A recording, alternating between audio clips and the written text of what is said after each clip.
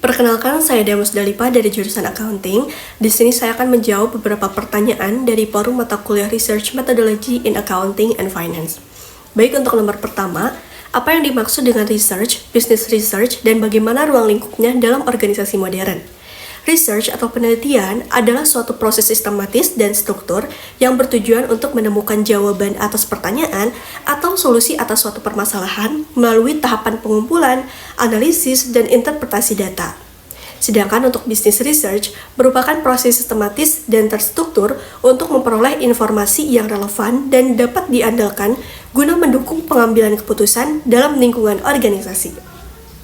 Dalam organisasi modern, ruang lingkup business research sangat luas karena mencakup berbagai fungsi perusahaan, seperti riset pemasaran, yaitu mengenai perilaku konsumen dan tren pasar, atau riset keuangan, mengenai analisis biaya, profitabilitas dan risiko, atau riset operasional, dan juga serta riset sumber daya manusia. Selain itu, dengan perkembangan teknologi, business research juga melibatkan analisis data digital, big data, dan penggunaan sistem informasi untuk menghasilkan keputusan yang lebih cepat dan berbasis data. Baik, selanjutnya nomor 2, yaitu sebutkan dan jelaskan minimal 3 karakteristik penelitian ilmiah. Yang pertama, yaitu objektivitas, yakni hasilnya tidak dipengaruhi oleh bias pribadi peneliti. Kedua, keterukuran. Variabel-variabel yang diteliti dapat diukur secara tepat dan akurat. Ketiga, replikabilitas. Hasilnya dapat diuji ulang oleh peneliti lain dalam kondisi serupa. Keempat, kekuatan logis. Kesimpulan berdasarkan pada argumentasi dan bukti yang logis dan juga konsisten. Selanjutnya yaitu nomor 3, mengenai contoh penelitian di bidang akuntansi atau keuangan yang mencerminkan research yang sistematis. Contohnya yaitu penelitian tentang pengaruh penerapan sistem pengendalian internal terhadap pencegahan fraud pada perusahaan.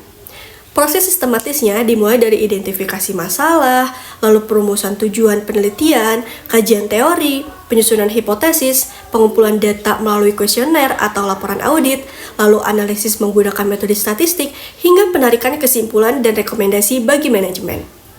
Selanjutnya itu nomor 4, hubungan antara business research dan pengambilan keputusan manajerial. Business research menjadi dasar utama dalam pengambilan keputusan manajerial karena menyediakan data, fakta, dan analisis yang objektif. Dengan adanya penelitian bisnis, manajer tidak hanya mengendalikan intuisi, tetapi dapat mengevaluasi berbagai alternatif keputusan berdasarkan bukti, mengurangi ketidakpastian, serta meningkatkan akurasi strategi yang dipilih.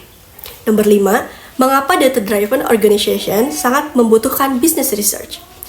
Organisasi berbasis data sangat bergantung pada business research karena penelitian berfungsi mengolah data menjadi informasi yang bermakna.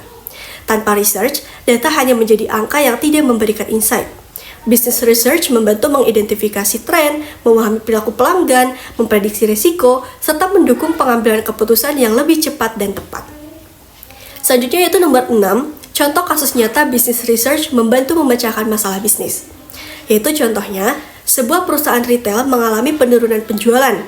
Melalui business research berupa survei pelanggan dan analisis data penjualan, ditemukan bahwa harga produk kurang kompetitif dan tata letak toko kurang nyaman. Berdasarkan hasil penelitian tersebut, perusahaan melakukan penyesuaian harga dan juga perbaikan layout, sehingga penjualan kembali meningkat.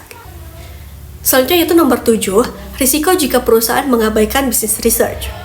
Nah, jika perusahaan mengabaikan business research, keputusan yang diambil cenderung bersifat spekulatif dan berisiko tinggi.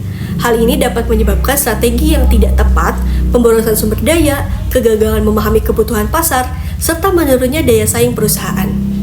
Dalam jangka panjang, kondisi tersebut dapat mengancam keberlangsungan bisnis.